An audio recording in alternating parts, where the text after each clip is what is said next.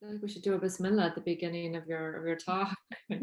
um, so we are so happy and honored to welcome Dr. Nura Sediqe today. She's one of our favored, most intelligent, most wonderful, most thoughtful, most reflective, most committed graduate students that we've ever had here at Duke. And we're so honored to have her come back and to talk about her research when she's reached another plane of her academic trajectory, which I'm sure will take her to the highest heights. We're honored that she came. She's come back at this next phase of her development, where she's at right now at Princeton University at the School of Public International Affairs. She got her PhD here from Duke in political science, and she also had a graduate certificate in African and African American studies. And I will have to say that she was a teaching assistant, right, for the history of hip hop, and I sat in on the class. And so she was also, I would say, a teacher of mine then. As a political scientist, her research focuses on how minorities respond to the racial climate in the United States. She's published in journals such as Politics, Groups and Identities and Politics and Gender. And her research has been featured in public venues such as CNN and BBC International. We also welcome today her sister, Dr. Iman Ahmed Sediqe, who is a sociologist of race, religion, and culture. She received her PhD in sociology from Northwestern University, as well as a master's in education policy and management from Harvard's Graduate School of Education. She presently runs the platform Imanistan, a place where she shares insights from her ethnographic studies and her passion for sharing Afghan and Muslim culture through the lens of food media. You can find her on Instagram at Imanistan. So welcome, Iman. Thank you so much for making this into a family affair. And clearly you both are, it's come from an illustrious family. So welcome, Nura, welcome, Iman. I have to say, welcome, Dr. Sediqe. Welcome, Dr. Sediqe. Thank you so much for having us. Mm-hmm. Thank you. So I think we'll be. I guess we'll begin with you, Nura, and your presentation. And I guess for folks who are wondering what I'm doing here, I'm moderating the panel semi. So we'll allow Nura to begin with her talk. But in the meanwhile, as she's speaking, feel free to post your questions in the comments box, and I'll just keep a track of it. And then at the end, we'll have time for Q&A after my short reflections of her talk. So Nura, if you want to go ahead and begin. Sure, and then I'm going to share screen. And can you see the full slide here? And so for folks who can see my share screen, if you click down and click view and put side by side, you'll be able to see my face and the presentation, which might make it feel more of an in-person feel than just staring at the slides and hearing my voice, which kind of sounds like Siri speaking to you. But thank you so much for having me. I'm really excited to share a piece of my forthcoming book manuscript.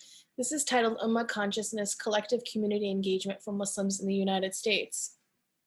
By the time I'm done talking, I hope that I've convinced you that Muslims in the United States, across levels of religious observance, have a connection to a global Muslim identity, and that this affects their community-based political engagement.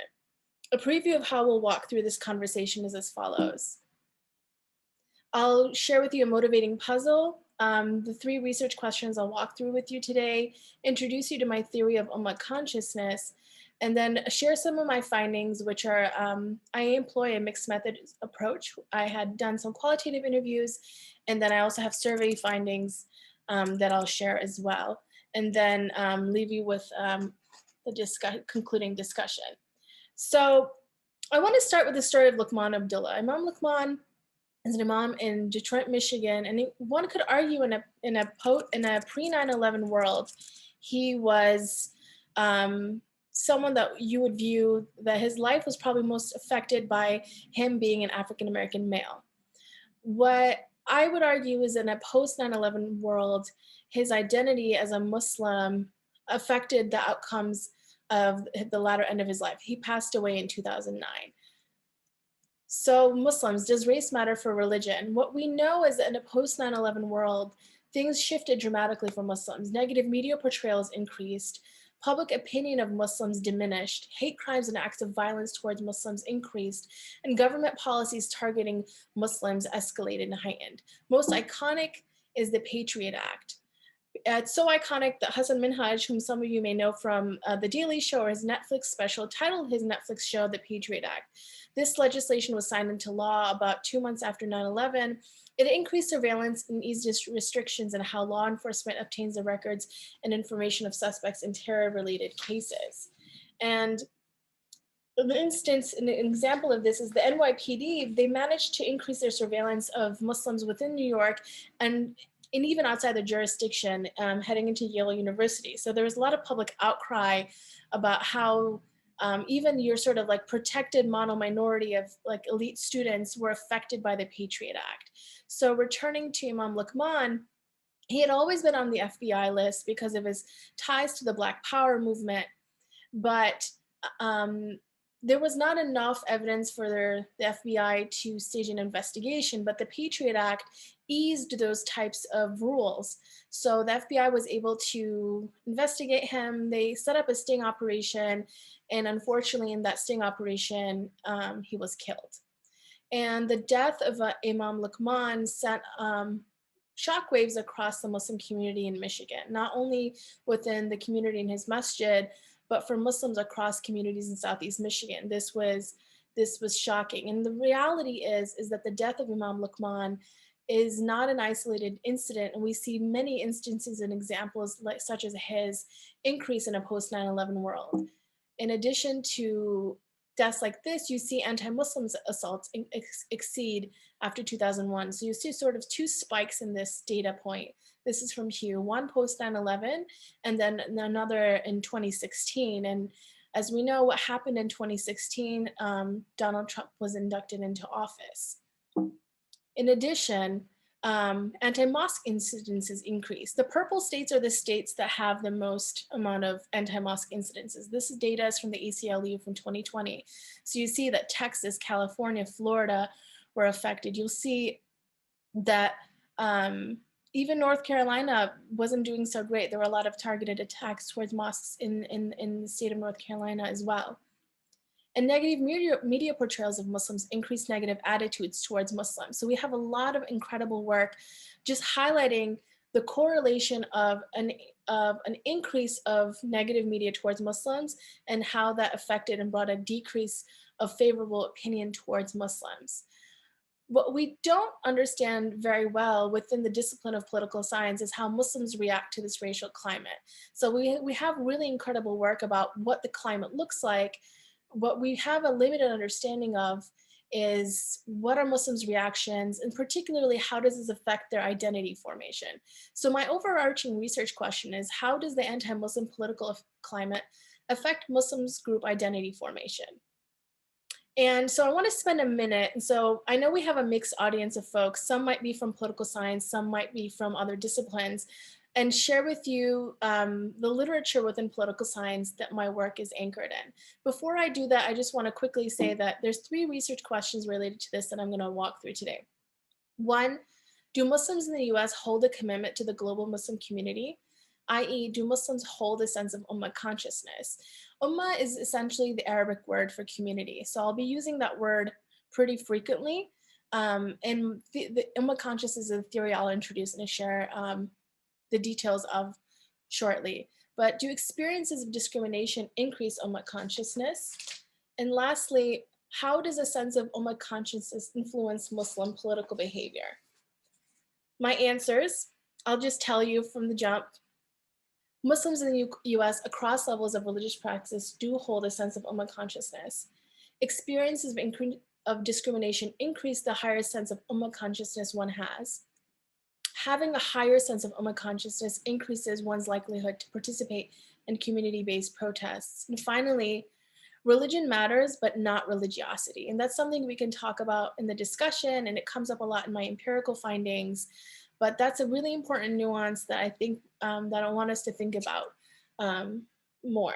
So going back to political science. So understanding minority political behavior, I want to spend a minute just saying where my work is anchored. And my work is anchored in why do minorities participate? That's a key question we ask in race and ethnic politics literature. And a lot of the work is this identity to politics linkage. So we know folks are part of a group, right? So if you look at Imam Luqman, you knew like he's dressed as a Muslim, I might identify him as Muslim. He phenotypically looks like he's an African American, so we were gonna dump him in the group. What matters and is meaningful within political science is group identity. Do people, yes, people are dumped into a group and lumped into a group, but do people on an individual level have a psychological attachment to that group? And that's where group identity theory comes from, where you say that this identity becomes meaningful if the individual themselves has a psychological attachment to that identity. And then it becomes really politically meaningful within the theory of group consciousness, which I'll get into in a moment. But essentially, group consciousness is I'm psychologically attached to my group, and I know that the group I'm a part of is subordinated. It's held in my group status is lesser than the dominant group, and knowing that pushes me to do something about it, to engage in collective action, and to be involved in the political arena in some level. So with group identity, what we know is the linkage between discrimination and group identity. The more, so race and ethnic politics research really focuses on three groups predominantly: Black Americans, Latinx community, and Asian Americans. So from our understanding of those three groups, we know that the more that Black Americans, Latinos, and Asian Americans perceive discrimination, the more likely they are to have a higher sense of group identity. And with group consciousness, what we know is that that attachment to the group mobilizes them politically. So for race and ethnic minorities in the US, group consciousness has been one of the most powerful theories to explain the behavior of why minorities are politically involved.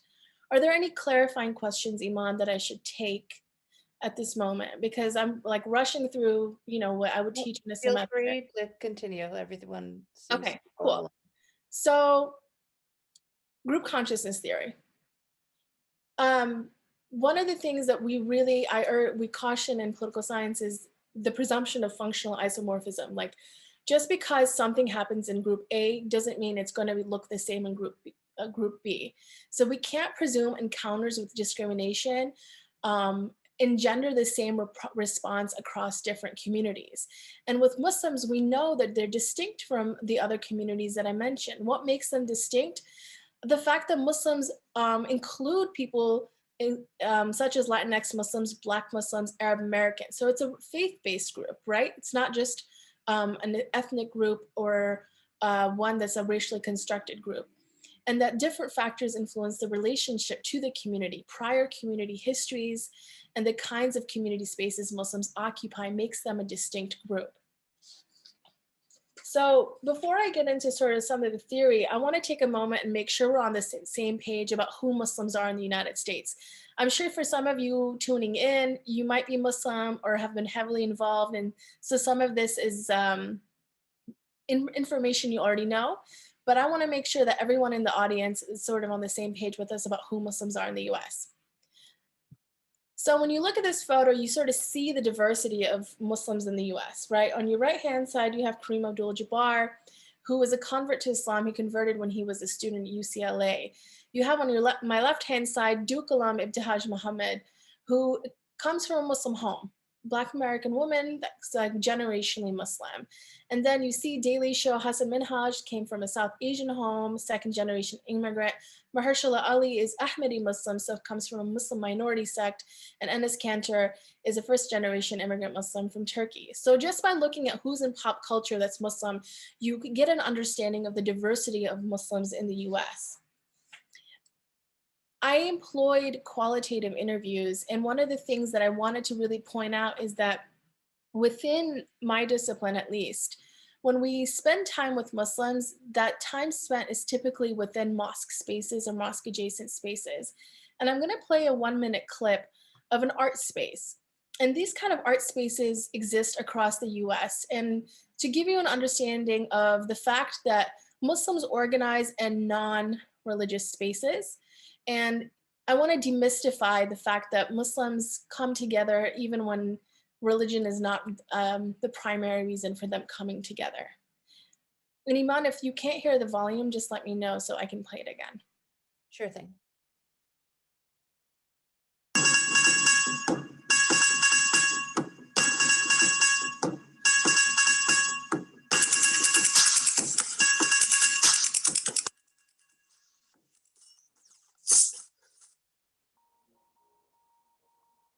Started as an effort to bring divergent groups in the Muslim community together in one place, not focus on the things that make us different, but what we share in common. Of the 1.8 billion Muslims in the world, 900 million of them are under the age of 30. And that means in 5 to 10 years, we're literally inheriting the world. And what does that mean if we all know each other on the gram, but nobody knows each other in person? Be Social is an art social mixer designed to bring people together of different ethnic backgrounds, different social circles, and interpretations of their faith. And quite literally, we invite them to come out and be social.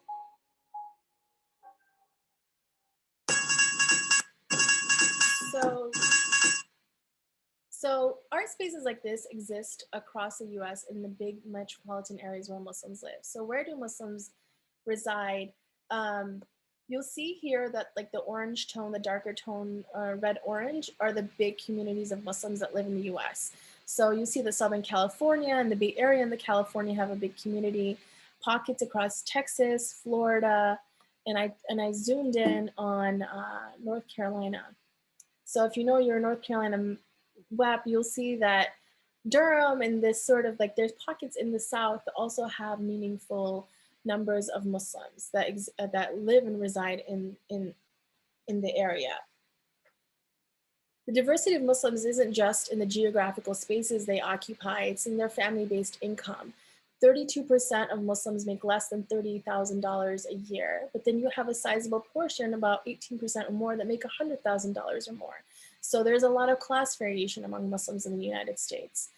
Muslims in the United States also come from diverse countries of origin. This data is from Pew, it's a 2017, and what you see here is that 28% of Muslims were born in the US, 22% were born in the Middle East, about 12% were born in South Asia, 16% were born in Pakistan alone. So you see a great diversity of national origin of Muslims in the US as well. Racially, Muslims are a diverse community as well. 20% of Muslims are Black American, 31%, according to Pew, are Asian American, 27% are white. I'll show you my empirical data in another 5 minutes, which sort of corroborates this, but breaks it down a little more. So if you have questions about the background of Muslims in the US, we can spend some time talking about that in the discussion as well. But the reality is, it's not that just the fact that they're such a diverse community, they have distinct histories as well. So Black American Muslims embody probably the oldest community of Muslims in America. On my right-hand side, we have Malcolm X, whom you all know. On my left-hand side, you have Imam Warithdin Muhammad. And I spent some time out. Duke wouldn't be, the Duke Muslim Student Association wouldn't be here without the involvement of members of Imam W.D. Muhammad's community. And I want to give a shout out to Imam Wahid, who's on the call. I learned a lot from him, and he's been integral to building the Muslim community at Duke. And the Durham Muslim community, Masjid al-Razak is the oldest, one of the oldest mosques in North Carolina, if not the oldest. So there's a very specific history that's meaningful to the US that comes from the different types of Muslims that exist. So in addition to Black Muslims, you have Arab Muslims in the US who came in different waves. So the first wave came from 1899 to 1920 and were primarily blue-collar Arabs. After the 1965 Immigration and Nationality Act, you have primarily engineering and medical students who come. And in the last 15 to 20 years, you have a lot of political refugees from Iraq and Syria that have come, that are Arab. Similar wave with South Asian Muslims. You had the first wave when more working class. The current wave you have come from specific professions, because that's the immigration law influences the type of individuals we are allowing to come in and influence American life. So all of that to say that given the class diversity of Muslims, given the racial backgrounds, given the distinct histories, we cannot assume that they have anything in common, to be honest, right? But across these communities, you hear folks use the term Ummah. And what is the Ummah? Ummah, quite simply, is the Arabic term for community. In the Quran, which is the Muslim holy book, Ummah is utilized 64 times as a term throughout the text. It's a general word for community that at present refers to Muslims across nation states as one collective entity. So when folks talk about the Ummah, they're not just talking about Muslims across the US, it's really invoked in a way that it's like Muslims across the global world, right? And so this is where my theory of Ummah consciousness comes in. I argue that the anti-Muslim political climate influences community-based beliefs that emerge in Muslim spaces. So in response to being subjugated, in response to this political climate where you see hate crimes increasing, negative public opinion, Muslims draw on their belief that they are connected to other Muslims globally. And Ummah consciousness specifically is the belief that Muslims are connected to a global Muslim community and that they carry a responsibility to assist other Muslims. So I argue that it's not just the fact that folks believe that there's a global Muslim community, it's that Muslims believe they have a responsibility to that community, at least Muslims in the US. So finally, I argue that having a higher sense of this Ummah consciousness is politically meaningful. If we know that folks feel that they have a responsibility to Muslims across the world, we can predict the types of political activities they're engaged in, particularly community-based events such as community-based protests. And what's meaningful here is that I find that this holds not just for Muslims in mosque spaces, but for non-observant Muslims as well. 60% of Muslims do not attend mosque service. And the reality is that we don't have a good understanding of whether there's any attachment for folks that may not be involved in the mosque space. And what's meaningful here is that non-observant Muslims are also persuaded by faith-based community beliefs. So again, I want to reiterate that religion matters, not religiosity. So to remind you of my research questions again, do Muslims in the US hold a commitment to this global Muslim community? Are they buying into this belief of Ummah consciousness, or am I off the mark by saying that this is a thing that exists? And if this thing exists, do experiences of discrimination increase Ummah consciousness? And if this exists, how does the sense of Ummah consciousness influence Muslims' political behavior? So to really understand this, I employed a mixed methods approach. So what I'm going to share with you today is interviews from my first wave of interviews that I conducted. So I did 30 one-on-one interviews with Muslims around 2017 to 2018. And really the reason I did that is, again, because in race and ethnic politics, we have a limited understanding of Muslims. And I didn't want to ask, I come from an empirically driven discipline, particularly at Duke. And so what we do is we employ a lot of survey questions and we ask folks what they think about things, but we don't really talk to folks. And I didn't want to be that person. So I really wanted to spend time understanding the kinds of conversations that came around community, around politics, and speak to people one-on-one in different parts of the country. And then from there, sort of understand if there's different kinds of questions we want to ask through empirical models. So I first employed qualitative interviews, and then I built a survey, which I'll talk about after this, to sort of test my theories in an empirical manner. So the sites of my work, I spent time in Southeast Michigan, Bay Area, California, and North Carolina. And really the reason being that I have relationships to these communities. So I'm not a stranger, I'm not an outsider in these spaces. So some of the sites included civic engagement sites in Southeast Michigan, cultural spaces, local mosques. In the Bay Area, there's a big Afghan American community. Ethnically, my family's from Afghanistan, so it was easy for me to plug in there. And in North Carolina, you have different cultural spaces, and you have the Muslim Student Association space as well. So I spent time in these spaces. So I wasn't a stranger by any means. And I conducted one-on-one interviews with people in the different places through a snowball sample, where I talked to one person, they'd recommend another person, and I'd have conversations in that way. And one of the things I found in those conversations is that people would refer to the Ummah. So I screenshot this clip. This is Rumi, and he's the founder, the co-founder of Ill Muslims, and that's the group's video who we just saw, right? And so when he discusses why he started Ill Muslims as this Muslim art space, he doesn't reference of the blank number of Muslims in the US. He literally references the number of Muslims across the world. He says, of the 1.8 billion Muslims in the world, 900 million are under 30. This is what motivates the creation and curation of the space that he built with other Muslims. So it's interesting that the reference point that I found with respondents when they were making about Muslims was not tied just to Muslims in the US. They kept referring to Muslims, not only in the US, but across communities abroad as well. And so that's what sort of got me thinking and down the rabbit hole of, well, why Ummah and why do we refer to it? For folks who go to mosque spaces, you know that Ummah is a term that's always used in khutbahs and Friday prayers a lot. What was interesting is that I found that it came up even for folks who may not be in mosque spaces or in conversations that are away from the mosque, such as just this conversation on the curation of a Muslim art space. So I want to stop to say that Ummah is a modern concept in terms of how we understand it today at present. And we have the work of Jamil Aden, who's a historian at UNC Chapel Hill. And I love his book, The Idea of the Muslim World, because he really goes through the history of how our current conceptualization of the Muslim world came to be. And the reality is, as he points out, is that Muslims did not imagine belonging to a global political unity until the peak of European hegemony in the late 19th century, when poor colonial conditions, European discourses of Muslim racial inferiority nurtured the first arguments for pan-Islamic solidarity.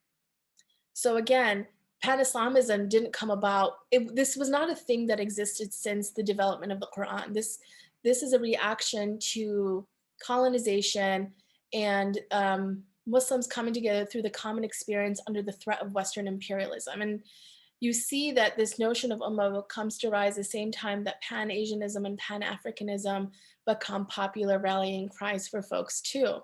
The difference is that Pan-Islamism and the Ummah kind of stick in a way that perhaps Pan-Asianism and Pan-Africanism have diminished in popularity as an identity. So back to my research question, do Muslims in the US hold a commitment to the global Muslim community? I'm going to share some excerpts of my interviews before I get to the empirical stuff. And so just based on my interviews, I would say yes. So Muslims realize others group them together as one collective. One respondent from California said, whenever there's an issue regarding Muslims, it hits home because it directly affects me based on me outwardly looking Muslim. To non-Muslims, I'm seen as the same as practicing Muslims.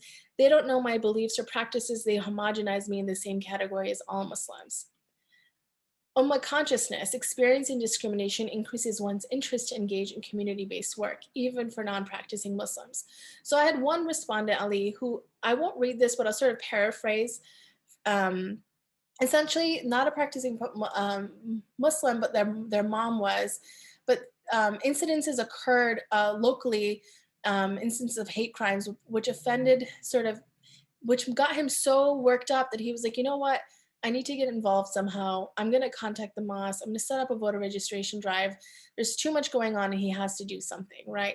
Even though he himself identified as someone that wasn't practicing. He didn't pray in terms of the actions that most Muslims think that they have to do on a daily basis. This wasn't something he was doing. And by the way, all my respondents' names are changed. So Ali is actually somebody else in real life, but just so for identifying sake, I should make that clarification.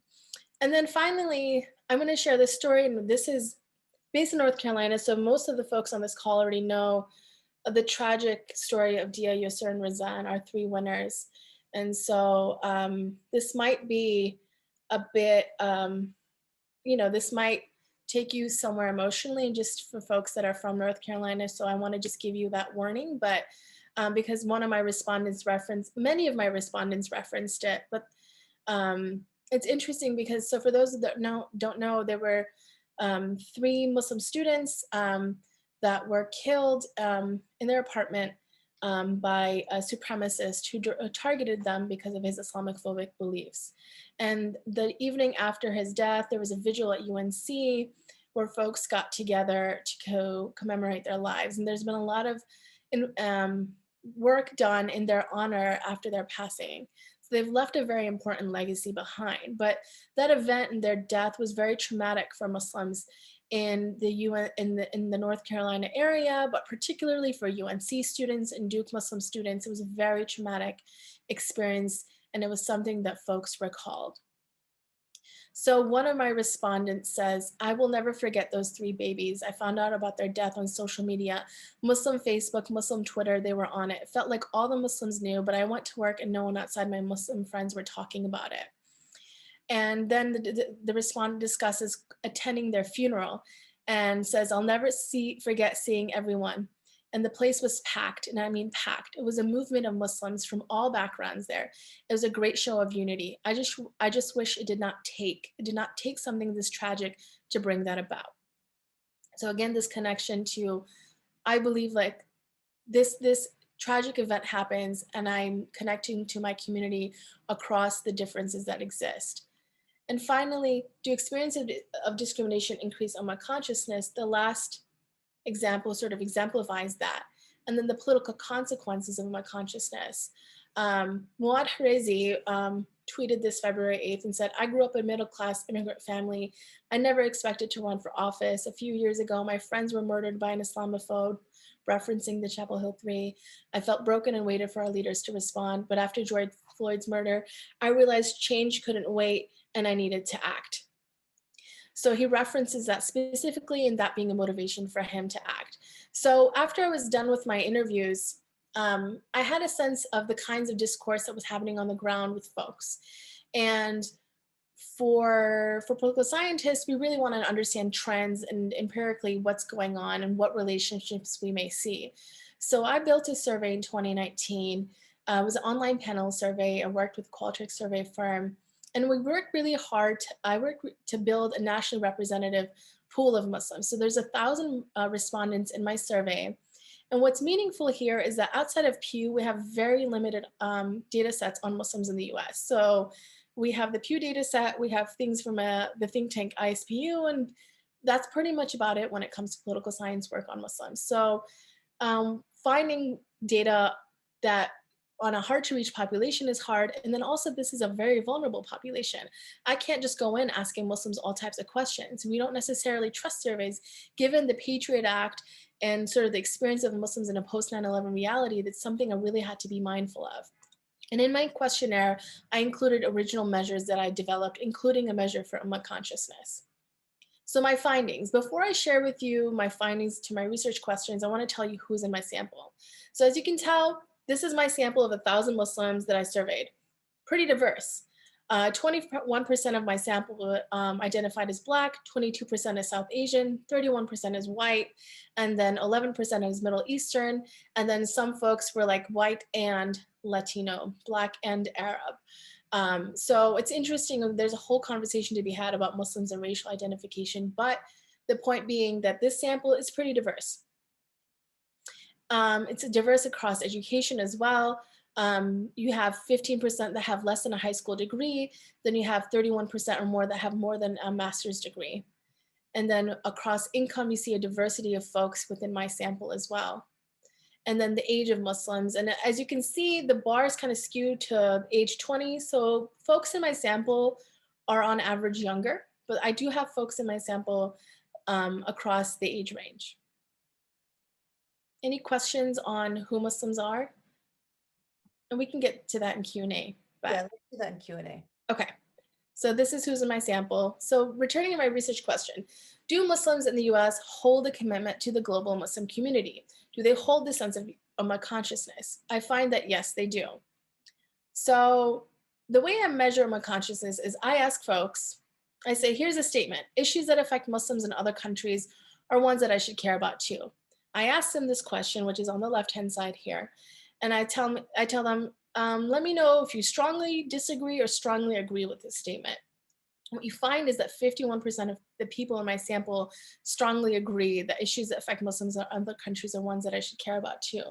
And what's meaningful here is that on the variation of who cares, I think it's about over 86% agree on some level that in the idea of Ummah consciousness. And I'm pulling through my notes. Yeah, it's 88.6%. So this is sort of your basic histogram of who's in my sample and the fact that 51% strongly agree in this statement, which is my measure of Ummah consciousness. So then the second question is, do experiences of discrimination increase Ummah consciousness? So for this, essentially, I look at what predicts, what factors predict your likelihood to have a sense of Ummah consciousness. And so I run an OLS regression. And so for folks that, so let me break this down because this can look real funny. You're like, oh, these bars and dots. So the red line is any factor here that touches the red line is not statistically significant. The farther away the bar is from the red line, then that's statistically significant. So what you find here is that, and I'm gonna, this is making it, here we go. So you'll see that perceptions of discrimination, statistically significant. You see how far out the bar is from the red line? That tells you that there is a statistically significant relationship between perceptions of discrimination and Ummah consciousness. So basically, the more you perceive that discrimination in the US is a problem for Muslims, the more you're gonna have a higher sense of Ummah consciousness. Religious importance matters here. Muslim appearance matters here. What doesn't matter is daily prayer. And so again, religion matters, not religiosity. There's no statistically significant relationship between the number of times you pray and whether you buy into the sense of Ummah consciousness. So there's a whole conversation to be had about how religion matters and what religiosity, you know, that element of it, right? And another factor that matters is group commonality, which is another term for group identity, which again is one of the classic ways that race and ethnic politics folks measure group identity and say it's consequential. And so that's consistent with what we find for other minority groups, that this group commonality will likely be have a relationship with a measure like Ummah consciousness. Sorry, Nura, can you answer, when you're using the word ideology here, does that refer to political ideology? Yes. So like there's a very traditional question on being a liberal or conservative, and that's what it that's what it gets to. Thank you. And we can come back to this slide during Q&A. I'm just going to walk through it to sort of wrap up my remarks, and we can come back to this slide. I remember being in grad school, and the first time I used to see these charts, they used to freak me out. So I can't imagine being in the audience, and if you haven't interacted with them, being like, what am I doing with all these little dots, right? Last question, how does a sense of Ummah consciousness influence Muslims' political behavior? So the traditional way that political scientists measure political behavior is looking at voting. And for folks that study minorities, the second way we look at it is community-based political behavior. So here's what I argue. I argue that voting is low cost and it's an individual activity. So the traditional theories about what predicts the reason people vote is what's going to matter. I don't think Ummah consciousness as a construct is going to have a statistically significant relationship with voting.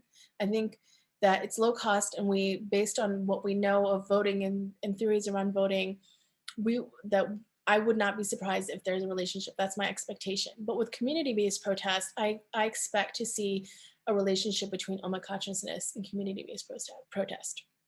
So turning to voting, I ask folks about, this is the question I ask, and I ask them if they voted in the last election. And 59% say they did vote. And so for the 59%, what influenced them to vote? We find again that income and education, the higher income, the higher level education, the more likely you are to vote. And that is something we call resource-based theory. It's pretty classic in political science. That the general idea that we usually share with folks in American Politics 101 is that the higher your income, the higher your education, the more likely you have the time and the means to step away and vote, right? So we see that this is a statistically significant relationship. Ummah consciousness is not statistically significant. You see that Muslim parents is, and there are all other factors that do affect voting, but Ummah consciousness is not one of them. But then we turn to the Muslim ban protests. So to remind folks, on January 27th, but I believe it was 2017, President Trump signed an executive order which created a suspension of admissions of all refugees entering the US for 120 days, and an indefinite block for Syrian refugees. So the order also blocked citizens from Iran, Iraq, Libya, Sudan, Syria, and Yemen from entering the US for 90 days. And this even affected green card holders. So you had protests across the country in response to this executive order that Trump signed into law. So I ask folks whether they, that these are a few protests that are occurring in your area, how likely, if at all, are you to attend the following? So I asked them if they're likely to attend a protest against Trump's Muslim immigration ban. And again, this survey is from 2019 when Trump was fully in office and there was a lot of uncertainty and a lot of expectation that there would be a second term with him, right? And you find, so then I run an OLS regression, and you find that Ummah consciousness, again, the farther the bar, the more significant. Can you see the arrow, Iman, when I do this? Yes, we can. Okay, so you see that Ummah consciousness has a relationship with wanting to attend a Muslim ban protest. Let me see if this, other factors that matter is discrimination. So there's this sense of my group is part of a subordinated group. So that's a traditional dimension in group consciousness that's also statistically significant. So is group commonality. Those two factors under Ummah consciousness are the traditional measures of group consciousness. But you find that all three hold and that Ummah consciousness is very meaningful. And what you find is that religious importance doesn't matter here. It's really these other factors that influence what gets folks to vote. So another way to sort of show this graphically is that 0 is your desire, is that I'm not going to attend the protest or help at all. 1 is I will. And the higher your sense of Ummah consciousness, the more likely you are to participate in the protest. So what are the implications of this? What I find is that this theory that I'm building is getting at something. Ummah consciousness exists for Muslims in the US. And belief in this is politically consequential. And what's also important is that religiosity by these traditional measures of prayer don't predict community-based political participation, but Ummah consciousness does. And for folks that are in political science that study race and ethnic politics, what this shows is that we need to have a more comprehensive understanding of Muslims, and these traditional measures that we had before aren't telling us the full picture of what's going on with Muslims in the US. We need more measures, we need better measures to really get at how Muslims draw on their community-based beliefs, like in the belief in the Ummah, and how that affects their political behavior. So I hope by now I have convinced you that Muslims do hold a sense of Ummah consciousness, that experiences of discrimination increase Ummah consciousness, and that this is a politically consequential construct. And what I really am working on, sort of my contribution, is that I hope that this theory of Ummah consciousness helps clarify the effects of the political climate on Muslim group identity, that it expands our understanding of Muslim political behavior within race and ethnic politics literature, and it really helps, I'm hoping, clarify how minority groups' identities are influenced by faith-based beliefs. So I'll end there and and I'm happy to talk about my next steps, but the next steps with this is there are nuances to, for example, how Black Muslims look at the Ummah, what effects this has on policy preferences, whether you see this correlation because Muslims are also really invested in the Black Lives Matter movement. So does Ummah consciousness affect support for the Black Lives Matter movement. And then there are also the nuances when it comes to gender and the relationship with the Ummah. So these are the next steps to the project.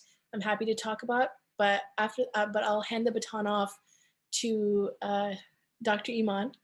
And I thank you for your time. All right. Thank you so much, Dr. Sadiq. As you can tell, there's a resemblance because, as mentioned, we're technically sisters. However, this is a unique opportunity because both of us are academics. I am a sociologist of race and religion. And so when I was invited to join this panel, it was a wonderful opportunity to be able to engage in this topic. And I appreciate the reflections you've shared about your research and the important contributions you have here. For folks who are on, I'm just going to offer a few minutes of some of my own reflections connecting Dr. Sadiq's work to the broader social science literature in race and religion, and take it back to political science at the end. And then after my reflections, we'll engage in some of the questions you all have asked. You're welcome to continue asking questions by typing them into the chat on the side, and then I'll present them to Dr. Sadiq and and kind of group them together as they make sense to be grouped together. So yeah, I just took a few notes here, so I'll be referring to this as I speak. So as I mentioned, since I'm a sociologist of race and religion, the reflections I'm sharing are from a sociological lens. However, I feel what's really unique about this topic and what I appreciate a lot about your work is that the interdisciplinary focus and really the interdisciplinary contribution that you're offering here. And I really appreciate Duke's Islamic Studies Center for putting this together because this demonstrates, I guess, the epitome of how we really can engage as scholars beyond our specific disciplines. And I think the importance of our work is reaching across these spaces to demonstrate how significant these experiences are, and to be able to speak to multiple disciplines is an incredible thing. So thank you for sharing that with us and being able to do that, and for Duke recognizing that as well. So based on my vantage point here, I just have a few connections. I really appreciate when you're talking about the Ummah. This responsibility to a global community is, like you're referring to Taikuli, who discusses that we can't we can't apply all academic theoretical frames to all groups and assume that the same phenomenon is going to happen, right? And it's a very unique process of racialization that you're referring to throughout the whole discussion. Racialization, for those who are not familiar with the topic, is the idea that, first of all, in all social sciences, we consider race as a socially constructed frame, right? So no one is born with a race. It's an identity marker that's placed upon you socially. And so racialization is a similar process in which a group of individuals who were formerly just individuals considered disparately different are now being treated in a similar way on the racial order, where you have whites at the top, black on the bottom, and now Muslims are racialized into this enemy, other, terrorist, brown sort of amalgamous grouping that is somewhere in between there at some point in time. And I think that's an important thing to consider, because when we think about the Muslim American experience, it's not something that's stagnant to just a post 9/11 reality. Just like you were talking about, these negative media portrayals have been occurring pre 9/11, Gulf War, before the Persian Gulf War. It's an ongoing sort of historical trend, referring back to a lot of the folks that you're talking about as well. So it's a continuation of that. And in the same sort of way that systemic racism continues to be pervasive, these sorts of experiences continue to be pervasive in shaping the Muslim community as well. And that's why I really feel how you capture this term of Ummah consciousness is such a critical contribution, because there are political consequences to that process of racialization, and being able to have a name and a framing of that is something that really has been missing in a lot of the literature, you know, whether it be in sociology, religious studies, American culture. Being able to have that framing of the specific process of Ummah consciousness is a really important way to be able to understand what is happening when individuals are attaching to this religious identity, irrespective of their actual religious practice, right? So in sociology of religion, when we look at different religious groups, oftentimes, even in immigration and culture and things like that, when we look at, for instance, third generation Italians and Catholics, and how they turn back to their Catholic identity as a way of reconnecting with their heritage, it's a very different experience than what's going on with this incredibly diverse racial and ethnic group of Muslims. You know, in the Catholic experience, it's very specific to the cultural groups that they come from. It's Irish and Italian. And for those individuals, the mechanism of religion is a way of reattaching to that country of origin for later generations. But what's going on with Muslims that's so unique and so different is that there's such a diversity of generations, and there's such a diversity of ethnic groups that we can't pinpoint the same sort of processes and apply these same theories that sociology of religion has held on to for such a long period of time.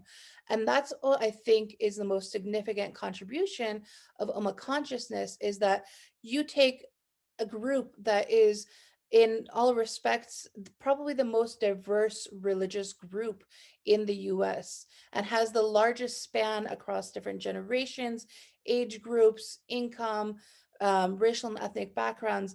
And then you have to identify one singular process that connects them all as a result of racialization, and how do we make sense of that? And I think that's the biggest component of Ummah consciousness that I really appreciate you shedding light on, both empirically through statistical data, but also through the ethnographic and interview-based data that you have. It reflects a lot of my own work. I'm an ethnographer and a qualitative researcher. And similarly, the groups I was studying as well are not necessarily outwardly religiously practicing. However, my group of study was the Afghan American community. It's just one cultural group. And I really appreciate the way that you demonstrate how this expands beyond one cultural group to a process that can be replicated amongst many of them. And so I'll leave my comments brief for now, since we have a number of questions. And I'll just start off with a question of my own before I get to some of the questions that others have offered. And just ask you broadly, why do you think, and I guess for folks who are not as familiar with political science engaging in race and ethnic studies in the way that Dr. Sediqe is doing is I would say, something that's really pushing the discipline much more forward beyond some of the bounds that has been done before. Why do you think that this concept of Ummah consciousness, that this understanding, this need to understand the Muslim community, is so significant and important to the discipline of political science? Thank you so much. No, I just think that we need to, I think that race and ethnic politics, Muslims are racialized, and the factors that affect them makes Muslims somewhat a group that we really need to engage directly within REP literature. And oftentimes when you study Muslims in political science, it's looking at them in an international arena, or looking at them as a securitized subject and only in the space of national security, which again, in some ways almost makes them a stereotype, because we're only looking at them in one lens. And I think with the Ummah, you're just trying to get at what's going on in the community, what are the conversations in the community, and how does faith and how do different manifestations of the beliefs that come from faith-based communities influence the politics that we understand. And I think before this, we just looked at measures of religiosity, like how often do you go to the mosque? How often do you pray? Do you fast? And the thing is that Muslims are politically involved, even though they may not know how to pray, you know? And the reality is it's because there is a sense of community that exists outside of observance. It's not that observant Muslims have a very specific relationship that's meaningful, but a lot of times we omit the understanding of non-observant Muslims, and and a lot of the folks that are defending Muslims or like the most politically active may not feel comfortable at a mosque, but they're still going to be defending Muslims. And so trying to figure out what beliefs motivate that group is something that I've really been curious about. And I think that we need to spend more time understanding, because we don't have a comprehensive understanding of that. And I think that the same with Latinx community, with Asian Americans, there's a way that religious belief exists in these spaces of like minority faith-based spaces that we need to better understand. So my hope isn't just that we clarify how faith influences the politics of minorities just for Muslims, but I hope to better understand how faith affects the politics of minority communities that are part of Latinx communities and Black American communities outside of the Muslim space as well. Thank you. Another question that I think is probably on a number of people's minds. Were there any trends in the answers of immigrant Muslims versus US born Muslims? Were there any differences between folks born in the States versus those who were immigrants? So I control for that. And so my main models, so the trend that's interesting is when I break up the groups. So I ran some of these models by subgroup. And so I find that for the difference, so I broke it up where like I ran the models that you saw, and then I ran them again where I just looked at like let's just split and look at the Black Muslims in my sample. Let's just split, look at those that identify as South Asian, those that identify as Arab, and those that identify as white. And white folks that I clicked white on my sample and I break them up and I look at them, what happens for them looks different than what happens for non-whites. And so there's a there with white Muslims, and a lot of it might be, and that their religion, prayer, things begin to be meaningful. So the story looks different when you look at folks that identify as white and Muslim and non-white and Muslim. So there's a divergence of opinion of what affects these relationships that I find in terms of what influences one holding a higher sense of Ummah consciousness. For whites, religion, like the traditional measures matters. It doesn't matter in the same way for Arab, South Asians, and Black Americans. I haven't split it up in immigrant and non-immigrant, so I should. That's something I should do. I would say that there's this weird. Yeah, I have. I guess a clarifying question. So in your study structure, white is not including Arabs, right? Because someone had asked, is Pew counting Arabs as whites in their breakdown of Muslims? So I let people pick for themselves what racial category they belong in. So let me see if I have the slide where I ask them their racial question. And if I do, then I can pull it up. And yes, I do. Hold on. Okay. I'll share screen again. Okay. And then now you see, I don't know what you see because it's just like. We can see it. Play from current slide.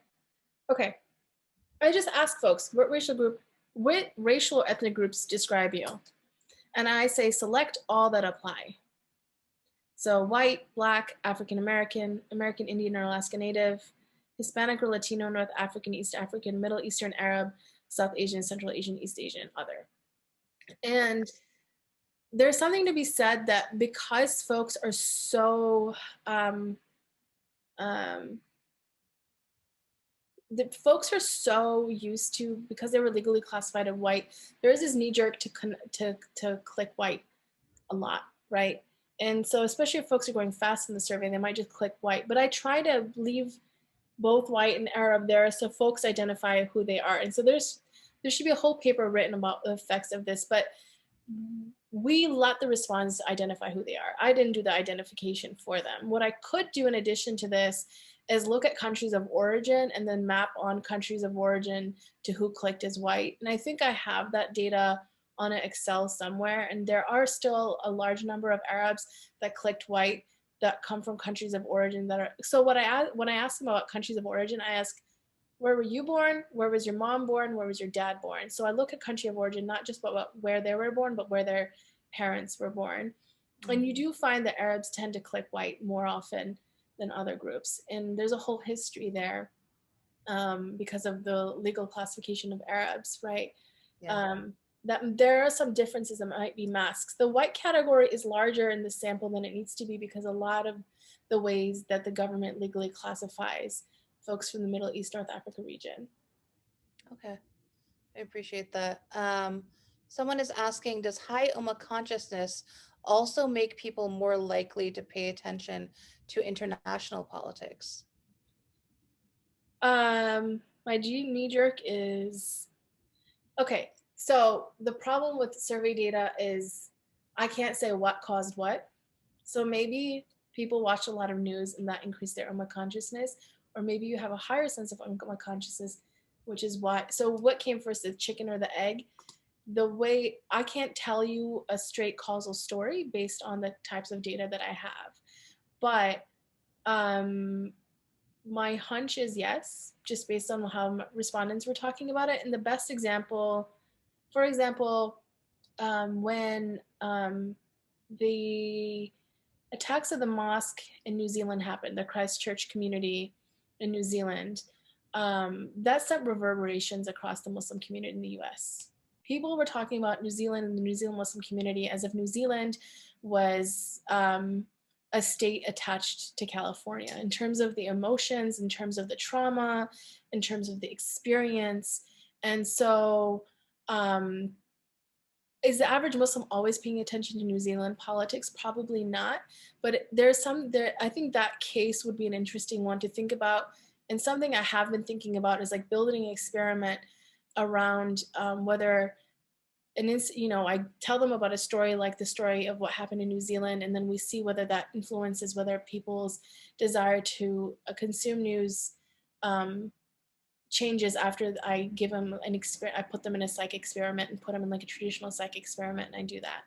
But that causal story, based on the evidence I have, I can't like fully like with confidence say yes. But the relationship I think is there. I think it just needs to be identified more clearly and cleanly through another survey. Yeah, no, that's totally understandable. I think that's why I appreciate what your study did, because it wasn't limited to, and not to say that statistical data is limited, but the qualitative component is so important because you're able to make some sort a connection beyond just what the numbers are telling you. There's an interesting hypothetical question here from Rabbi Jonathan Gerard. He asks, I wonder what you think would be the result of a theoretical, or what might we call it, a messianic time when discrimination against Muslims would end. What would be the effect on the sense of ummah? In other words, is there something more than existential reality in being a Muslim? Is there a reason, a positive one, for being a part of a Muslim community? Or does ummah break down with acceptance and assimilation? So I gather what he's saying is essentially, let's assume that, all discrimination ended and all Muslims were assimilated. What effect do you think this would have on Ummah consciousness? Well, I think then traditional matters where folks that have been involved in mosque spaces who see sort of a positive sense of belonging coming from faith-based communities, that might predict their relationship in a stronger and more meaningful way, right? And again, some people are part of the group for a sense of belonging, for a sense of cultural identity, for a sense that their parents are part of it. And there's a sense of like finding your sense of cultural identity and belonging in a space like the US that has, from its inception, the racial climate has identified American political context, right? And so I can't imagine, at least in the United States, maybe in another country it's different, but the United States is so mired with a deeply racialized history that I can't imagine an instance where we're sort of totally in a post-racial reality where this can be the case.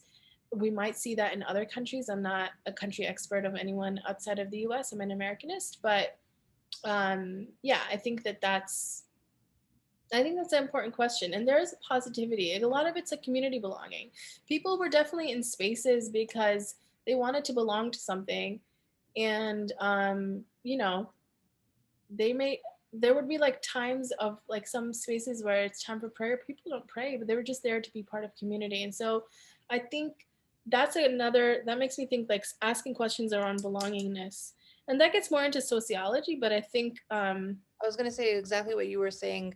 I think is spot on, because that's kind of what sociology of religion research really gets at a lot of, is that the sense of belonging continues, even within groups that are not necessarily discriminated against, of a sense of searching for your community, searching for belonging, and this heavy overlap with culture and religion oftentimes. There's another question here that I wanted to get to. I'm trying to get through everyone's questions first before we open it up further. A gentleman asked, what are the consequences of that significant degree of diversity among Muslim Americans for variation in their understandings of Ummah? Do American Muslims all have a similar understanding of what Ummah is, or do generational differences or national origin differences matter? okay. Can you see Yep. my slides? Yeah. So if I take you to my consciousness again, as to remind you of my consciousness being like um, strongly disagree to strongly agree. I did break it up by like different factors. So let's look at citizenship, okay? So I can just answer this by showing you the basic crosstabs. So you see that citizens, 53% of folks that said they're citizens have a higher sense of Ummah consciousness than non-citizens. And so there might be a story here about acculturation, right? And that this, you see like a pretty big difference among citizens. Let me see what else I got. Let's go to age. And with age, you see that young folks have a stronger sense of Ummah consciousness, where 59, if you're looking just at the strongly agree category, about 60% strongly agree, 18 to 20, 52% in the 21 to 30, and then 54 for 31 to 40. And then it gets, well, when you get the 51 to 60, it drops off to under 40% and 36%, right? And here's the raw numbers. So again, there's something to be said about the fact that there's a bigger peak of folks within the 21 to 40 category, but you see that, yeah, with age, it skews where folks, if you break it down in these age cohorts, younger folks have a higher sense of Ummah consciousness. And then let me see if I have anything else. Race, okay. If you break it down where these are like, I didn't get too nuanced, I did Black, white, Arab, South Asian, you see that whites in the sample have a higher sense of Ummah consciousness than non-whites, and that it's similar for Black, South Asian, and Arabs in terms of who's in the strongly agree category. And so again, there's this whole thing about being white and in my sample that I have to think about more meaningfully. I usually study minorities, and so, but there's something to be said about folks that may have grown up in a pre-9, like who have converted and suddenly like there's an identity salience where they knew a life before being Muslim, and then suddenly they became Muslim, and they're like, oh my God, like suddenly I'm part of a community and I'm experiencing like life in the same state I lived in, but completely differently because I practice a different faith or something. So it's interesting to see that divergence here. So yeah, so those are some of, when we break it down, who strongly agrees across these different factors, you do see some of the nuances emerge. Do you think maybe it's because of that, like you were talking about, kind of a sense of loss of white privilege makes them hyper aware of this Ummah consciousness, maybe? I would defer to you because I think sociologists study are like miles ahead in sort of understanding whiteness than political scientists. So that's something I would say, based on because you and I have taken similar classes when it comes to this, and studies of whiteness that are really meaningful come from the sociology space. But as a political scientist, I don't know it as well. But my hunch is, yeah. But again, my hunch is that studying whiteness, it's like whiteness studies, and there's David Rodiger and a whole host of folks. It's outside of my wheelhouse in some ways. So I don't want to like make any strong assumptions, but there is a story there that I think about the transitioning identities because they have changed in the racial hierarchy because of these experiences, I think. I think I'll end it with one final question because I think this is an interesting one that gets to, and I guess I'm sorry if I haven't gotten to all of your questions, but in many ways there's some overlaps, and I hope the way that we're answering questions gets at different components of the questions that might not have been asked. But are there any challenges in labeling hate crimes?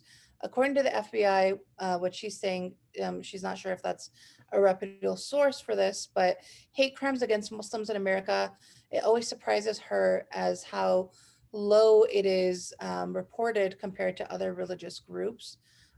So do you think that there are challenges in the labeling of hate crimes? Absolutely. There's an underreporting for sure, and a lot of it has to do, and you see this with Muslims not only in the US but in European Union nations, and I know the EU has invested a lot of money in how to fix this reporting challenge, and some of it's normalized, like where instances of discrimination and hate crimes are so prevalent that you don't really, you know, like um, you're like, is this serious enough to report on one hand? Another is trust in law enforcement and what is law enforcement really going to do? And so there's variation of trust in law enforcement because there has been so much of a post 9/11 world where interactions with the FBI and law enforcement don't necessarily lead to positive interactions, where the question is, who is the source you're reporting to? And then for like folks that come from marginalized communities, do you know who to report to and access? So I think that the hate crimes are seriously underreported for Muslims, and it's something that needs to be worked on. But again, Muslims are a vulnerable community. Like one question that I really grappled with asking, and was even asking their citizenship, because a lot of folks are undocumented too. You know, like being undocumented is something that affects Asian American community, affects Muslim American community. It's not some challenge that just affects that people identify with the Latinx community. And so they're a vulnerable community. And so what are the costs of reporting it is something I think that folks also, so there is an underreporting, and it is something that I think especially that needs to be worked on and has repercussions, because these are the kinds of information that legal folks need to know, particularly if they want to actually bring justice to some of the cases that emerge. Yeah, and I think it's important for people to kind of think about the time frame of when your study was done. I mean, your study was done around the time that a lot of Muslims were actually finding allyship with the Japanese community because of a whole scare of the idea of possible internment camps after the Muslim ban, right? There it's a lot, it's an interesting history, and I think that's why I was challenging folks to think about this beyond a post 9/11 sort of lens, because we might think of it as an isolated moment, but kind of like how you were saying, the US is built on a long history um, with different racial groups and different forms of subordination with immigrants and different sorts of communities. And so this experience of the Muslim community is not an all of a sudden light switch post 9/11, right? I think I'll say one last thing. For folks who want to read more about your work, if at the end, before we close out, we can just leave the names of your articles on the side in the comments, or is that available You afterwards can that we can? just go on my website, it's Okay, nurasediqe.com, and my CV is on there, and okay, the perfect. journal articles are linked. They might not all be publicly accessible, but if you email me, I'm happy to send you the PDF. I have all the PDFs, so I will like happily share that because I, Awesome. yeah, so. Okay, yeah, Julie just linked your website right there, nurasediqe.com. I know You have your Twitter and Instagram and all of that on there as well. And I'll just leave you for one final reflection before I hand it back over to Ellen to close out. No, I just want to thank Ellen and Julie for inviting me. I wouldn't be where I am in my career if it wasn't for Duke, and particularly this space that DISC and DUMESC have created and engendered for graduate students. It's been my home away from home, and a lot of the questions and ways I think about things have been directly because of this space. And so I know we're in COVID and we have to do it on Zoom, but I can't thank you all enough, because I wouldn't have graduated if it wasn't for the emotional support of the folks in this space and the intellectual growth that I find is interdisciplinary work matters. So I'm hoping that even though I'm in political science, the reason that I can think in an interdisciplinary way is precisely because of this space. So I really want to thank y'all for convening this and getting everyone together. Thank you so much. Thank you so much for having me as well. No, thank you to the both of you for being here. And yeah, thank you. This is the kind of space we strive to create, and it's not always easy. And you know, I've been benefited from it also in many ways. And thank you for being here and sharing your research. It was very interesting.